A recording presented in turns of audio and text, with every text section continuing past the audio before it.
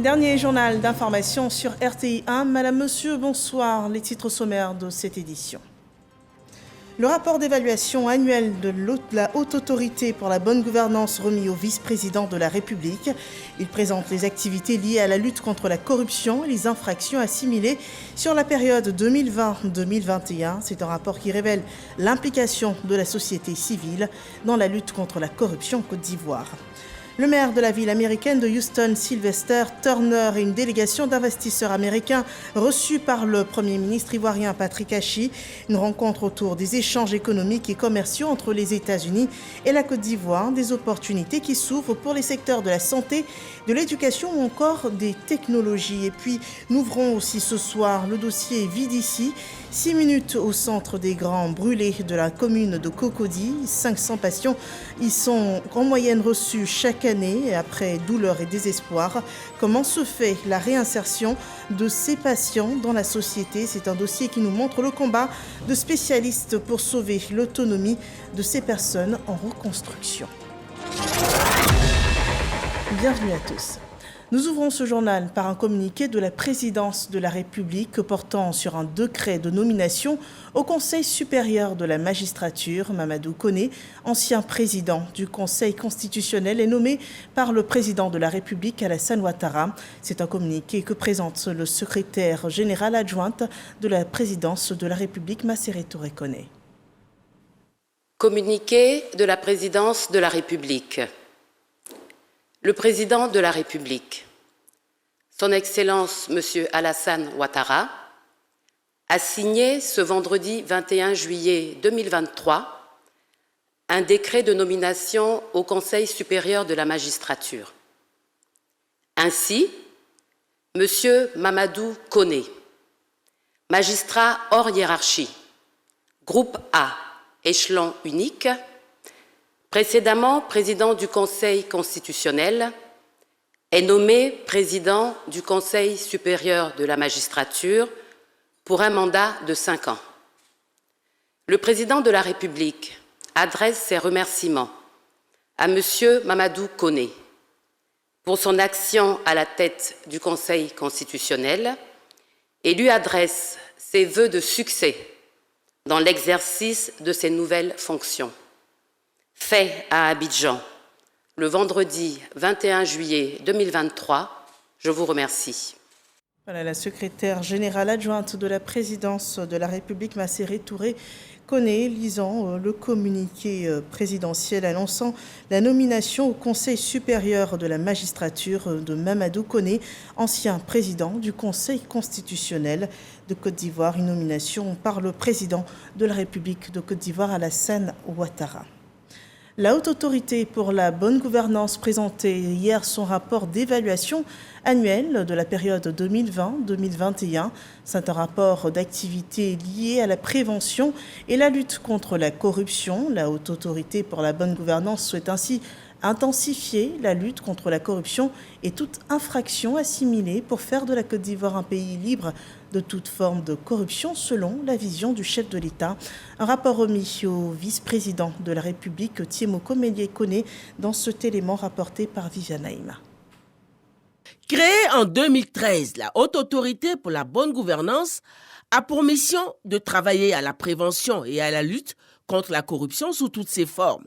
Plus concrètement, cette institution de la République a en charge d'évaluer périodiquement l'efficacité des structures créées pour lutter contre la corruption, ainsi que l'efficacité des mesures administratives en ce sens.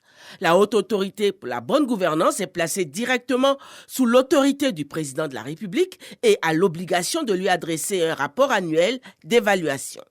C'est le rapport annuel d'évaluation qui couvre la période 2020-2021 que la Haute Autorité pour la bonne gouvernance, conduite par son président Ngolo Coulibaly, a remis ce jeudi 20 juillet 2023 au président de la République Alassane Ouattara, représenté par le vice-président Koné Tiemoko Mélié. Ce rapport d'évaluation note avec satisfaction les résultats obtenus grâce à une plus grande implication de la société civile et grâce aux lois et nombreuses structures créées pour la lutte contre la corruption. De nombreuses associations dédiées à la lutte contre la corruption ont été créés et collaborent de façon active avec la HABG et l'ensemble des partenaires impliqués dans la lutte contre la corruption et les infractions assimilées, ainsi que les représentants de l'État de Côte d'Ivoire qui sont présents sur le terrain. La forte mobilisation des populations pour prévenir la corruption en Côte d'Ivoire a eu un effet positif sur la déclaration des patrimoines des assujettis, des autorités politiques et administratives de notre pays. Un taux de déclaration des assujettis de 81,68%, soit 7036 assujettis sur un total de 8614 assujettis identifiés à ce jour. La Côte d'Ivoire a enregistré des avancées notables dans la lutte contre la corruption et les infractions assimilées. Ces avancées ont été possibles grâce à la synergie d'action qui existe entre les différentes structures qui sont engagées dans la lutte contre la corruption et les infractions assimilées et avec lesquelles la HABG coopère régulièrement. Au nom du président de la République, le vice-président Koné Tiemoko-Mélié a félicité la haute autorité pour la bonne gouvernance qui s'est acquittée de sa mission. Je voudrais vous transmettre les salutations de son Excellence, M. Alassane Ouattara, président de la République de Côte d'Ivoire, que j'ai l'insigne honneur de représenter à cette importante cérémonie qui obéit à l'obligation légale de présenter chaque année au président de la République un rapport d'évaluation des résultats de la lutte contre la corruption dans notre pays. Je voudrais donc, en son nom, adresser mes vives félicitations à Monsieur le Président de la Haute Autorité pour la bonne gouvernance, Monsieur Ngolo Coulibaly. Le rapport d'évaluation annuel 2020-2021 produit par votre institution, qui révèle un travail empreint de rigueur, en est la parfaite illustration. Il sera transmis en bonne forme à son illustre destinataire. Cette cérémonie me donne l'occasion de rappeler et de réaffirmer la volonté de son Excellence M. Alassane Ouattara, président de la République de Côte d'Ivoire, de lutter sans relâche contre la corruption et ses effets néfastes sur le développement socio-économique de notre pays. Grâce ainsi aux nombreuses actions déployées par le gouvernement dans le cadre de la bonne gouvernance, la Côte d'Ivoire est en train de gagner la confiance des institutions monétaires internationales ainsi que celle des investisseurs internationaux, classée naguère au 105e rang sur 180 des pays les plus corrompus au monde. La Côte d'Ivoire est passée depuis 2021 au 99e rang et le gouvernement ne compte pas s'arrêter en si bon chemin. Et la bonne gouvernance dans un État ouvre les voies du développement socio-économique et tous les secteurs en Côte d'Ivoire y sont engagés. Le vice-président de la République inaugurait ainsi ce vendredi une usine ultra-moderne de broyage de fèves de cacao à San Pedro. C'est une unité de la société malaisienne GCB Cocoa Côte d'Ivoire qui dispose au départ d'une capacité de 60 000 tonnes par an et de 240 000 tonnes à terme. La ville de San Pedro, on le rappelle, abrite désormais 7 unités de transformation de cacao sur un ensemble de 14 unités fonctionnelles en Côte d'Ivoire, ce qui représente environ 50% des capacités nationales de transformation du cacao au cours de l'année 2022. L'industrialisation et la bonne gouvernance ouvrent de grandes opportunités à notre pays. En témoigne cette rencontre autour des échanges économiques et commerciaux entre les États-Unis et la Côte d'Ivoire, sujet abordé à la primature. Le Premier ministre Patrick Hachi recevait le maire de Houston et une délégation d'investisseurs américains. Alexis Ouetraogo. Le maire de Houston, à la tête d'une forte délégation d'hommes d'affaires américains, était ce mercredi à la primature. Présent pour 48 heures dans le pays, Sylvester Turner est venu s'enquérir du potentiel économique de la Côte d'Ivoire. La semaine prochaine en dira long sur les différents échanges qu'on a eus, non pas seulement pour la ville de Houston, mais aussi pour beaucoup d'autres villes américaines. Et surtout pour les investisseurs, ils doivent comprendre que l'Afrique est le futur et qu'il n'y a pas de meilleur endroit pour faire des investissements majeurs qu'ici, en Côte d'Ivoire. Aujourd'hui a été un jour assez exceptionnel pour nous.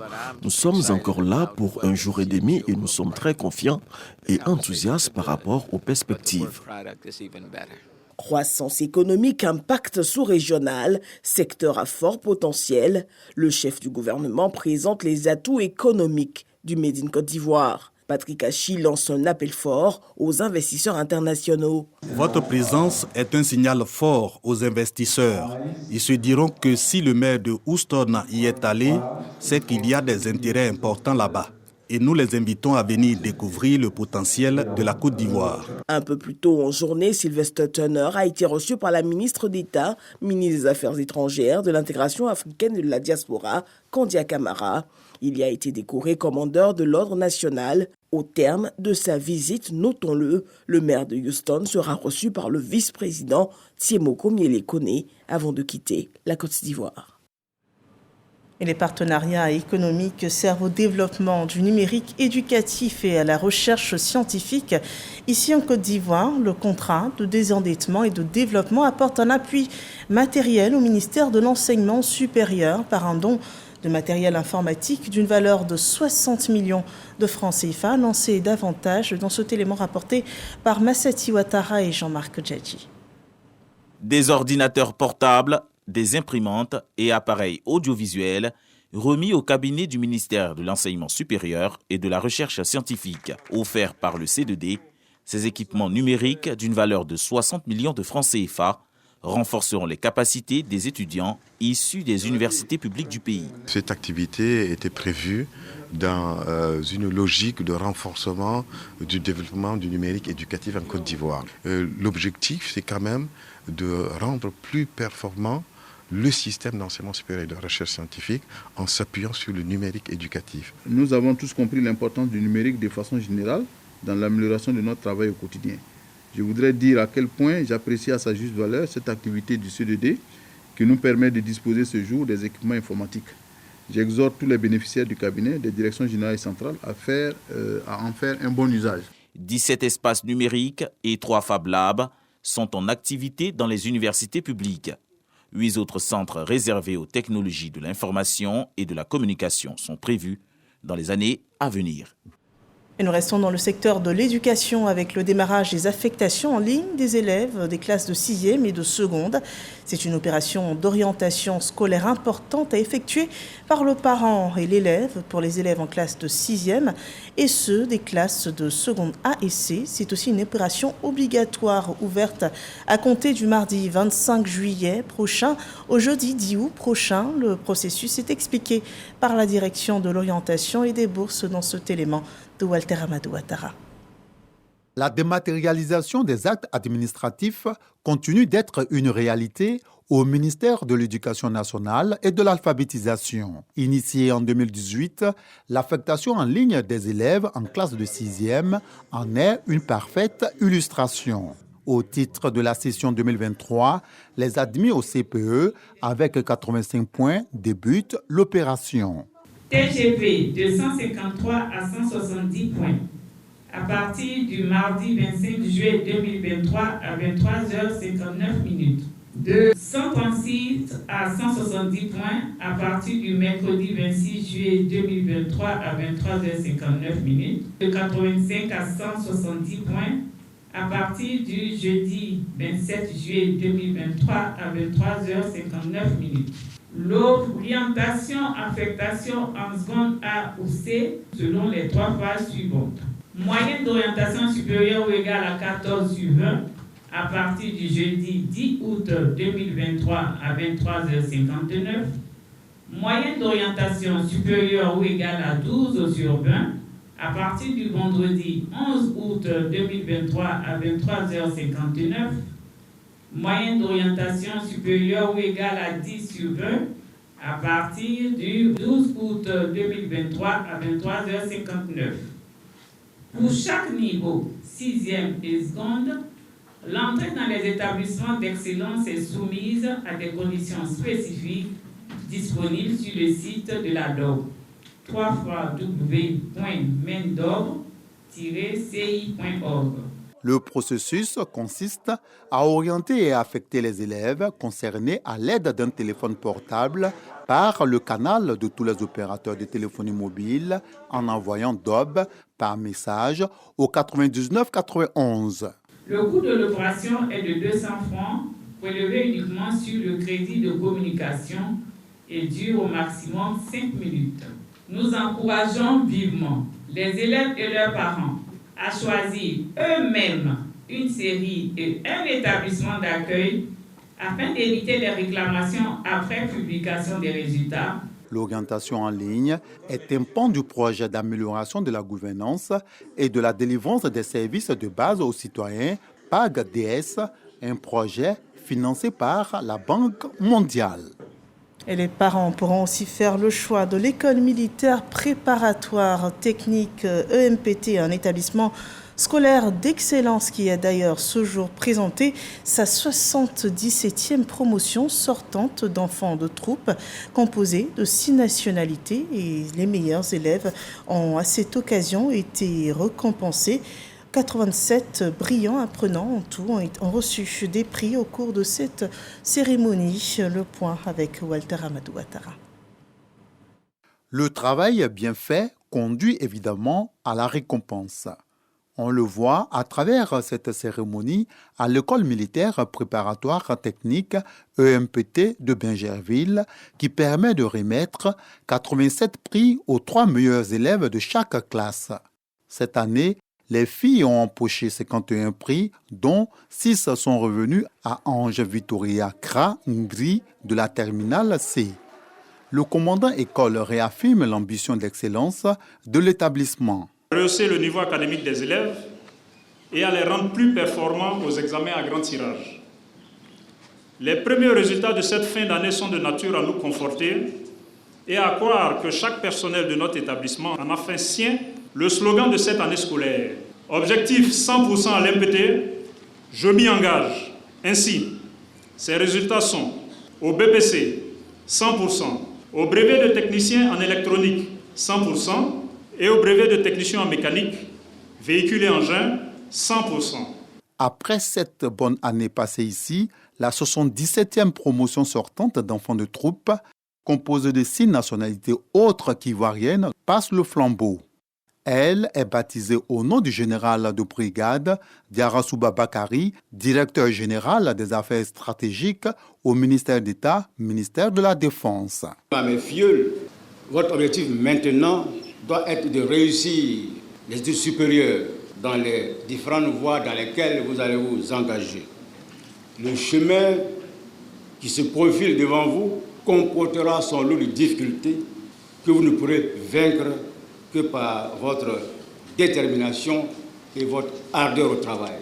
Pour avoir contribué à la rénovation de cet établissement de renommée internationale, bâti en 84 ans d'existence, le président de la cérémonie, le ministre d'État, ministre de la Défense, Téné Birahima Ouattara, a reçu la reconnaissance des anciens enfants de troupe et des dirigeants actuels de l'EMPT.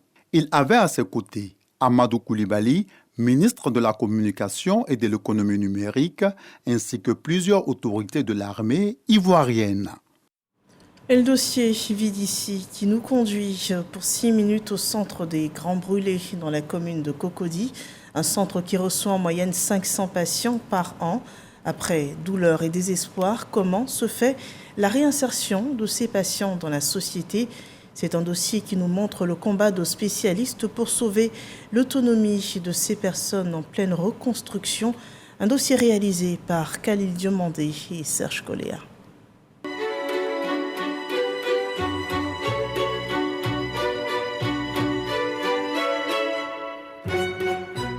C'est du jour au lendemain. Ma vie a été détruite. Quand je pense à ça, ça me fait très mal.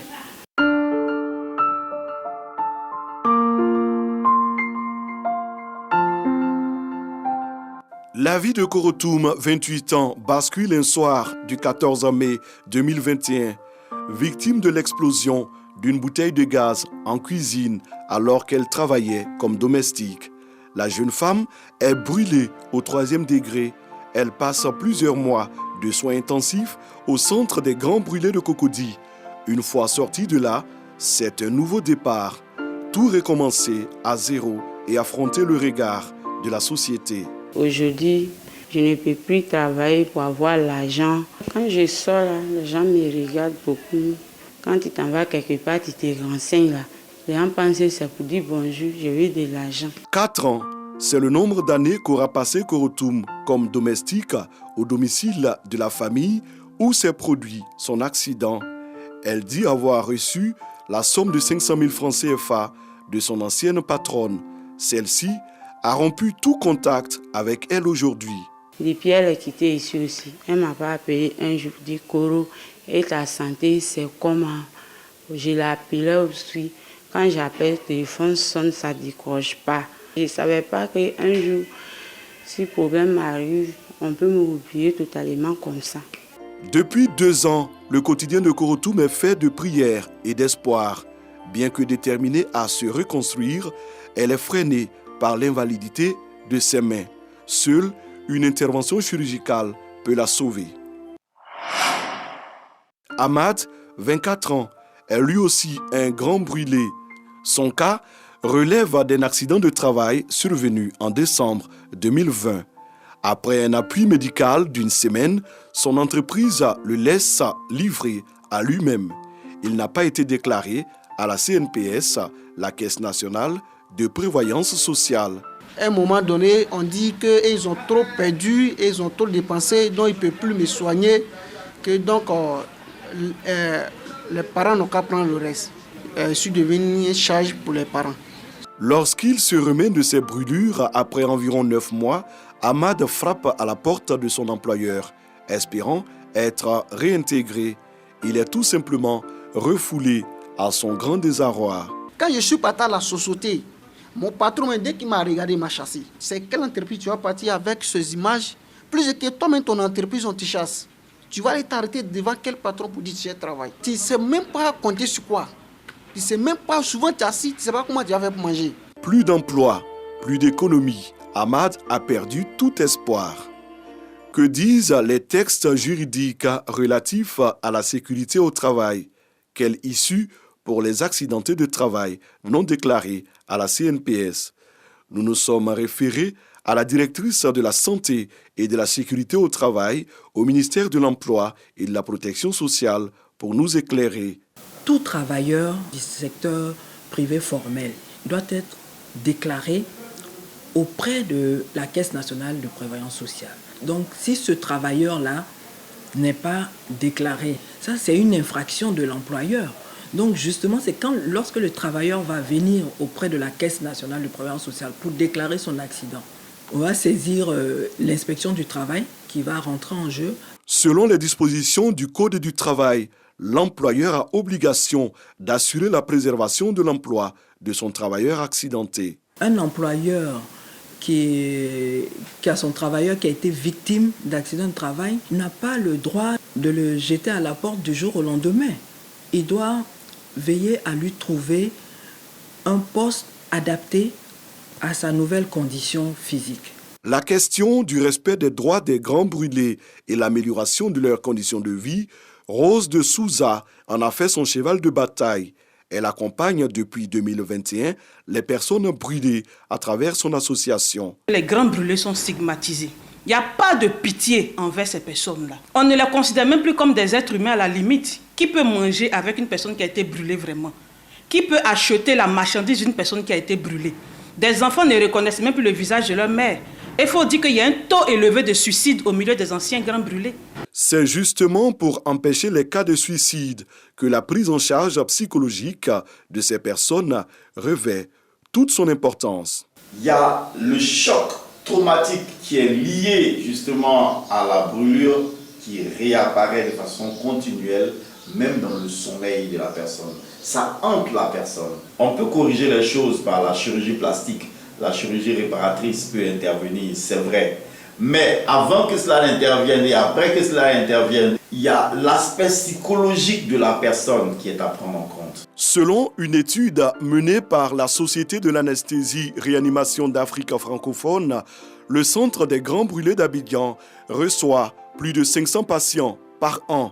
Des patients qui, à l'image de Korotoum et Ahmad, nourrissent un seul espoir, celui d'être acceptés pour ce qu'ils sont devenus une fois sortis de l'hôpital et poursuivre sans préjugés le cours normal de leur existence en se donnant les moyens de se prendre en charge.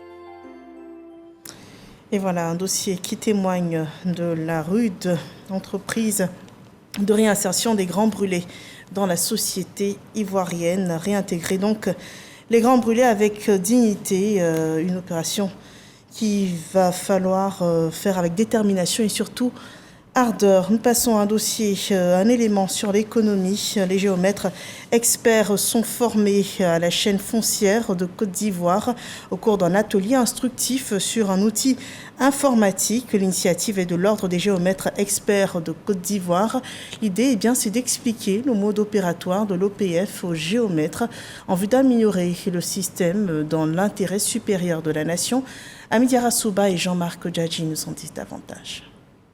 Classée 112e sur 190 pays, la Côte d'Ivoire veut améliorer son rang sur la thématique du foncier. Ainsi, plusieurs géomètres experts ont été instruits sur l'Observatoire des plaintes non juridictionnelles en matière foncière, un outil informatique censé accélérer les procédures sur le cadastre. Il faut savoir que notre organisation ordinale est la porte d'entrée du foncier urbain et du foncier rural. Donc, le premier maillon avec lequel le requérant a contact, c'est bel et bien le géomètre expert.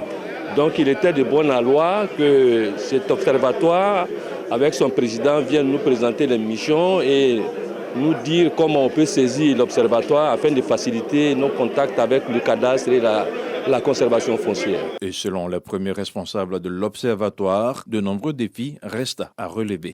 L'observatoire des plaintes non judiciaires en matière foncière, qui a pour mission d'améliorer la qualité des services du cadastre et de la gouvernance foncière en matière d'accession à la propriété foncière.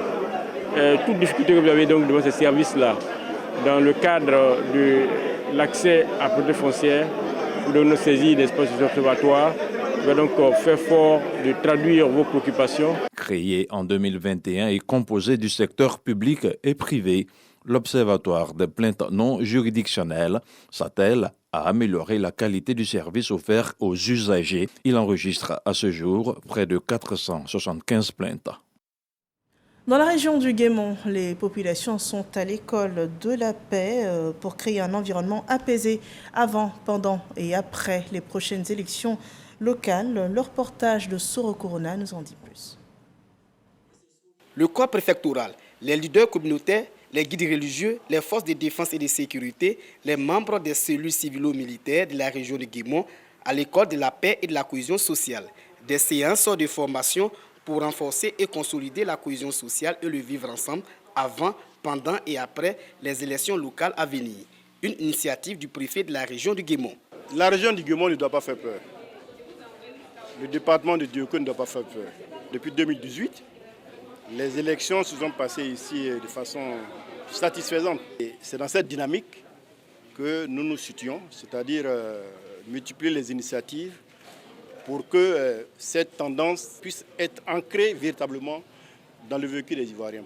La collaboration entre les forces de défense et de sécurité et les populations civiles. La sécurité humaine.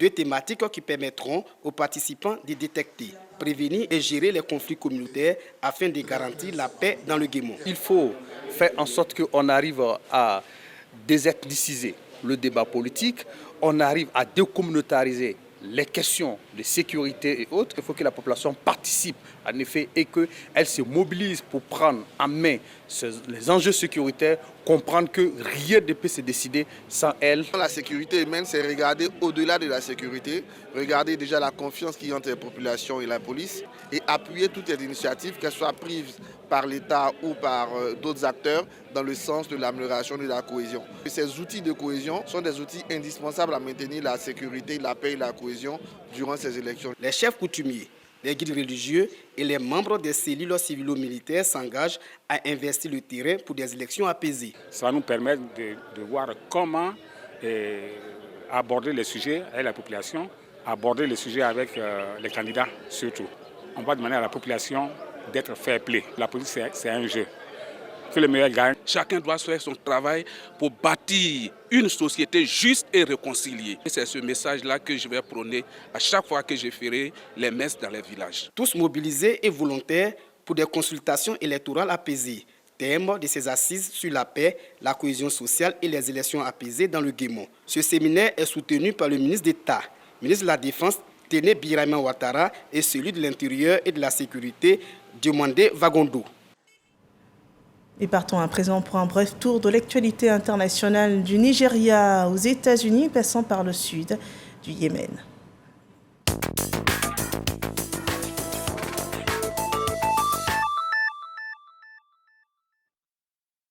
L'armée nigériane a envoyé des renforts pour apaiser les tensions dans le centre du Nigeria, où au moins 300 personnes ont été tuées dans des affrontements intercommunautaires ces 3 derniers mois. Moyad Hamidi, un employé du Programme alimentaire mondial de nationalité jordanienne, a été tué lors d'une attaque criminelle barbare dans la province de Taïz, au sud du Yémen. Le chef du conseil présidentiel du Yémen, représentant le pouvoir, a ordonné de poursuivre les criminels impliqués dans l'attaque armée. Le procès de l'ancien président américain Donald Trump pour sa gestion négligente de documents confidentiels après son départ de la Maison-Blanche s'ouvrira devant un tribunal fédéral en Floride le 20 mai 2024. Inculpé mi-juin de 37 chefs d'accusation, Donald Trump a plaidé non coupable devant un tribunal fédéral de Miami. C'est sur ce point que s'achève ce journal. Merci de nous avoir suivis. Excellent week-end sur RTI.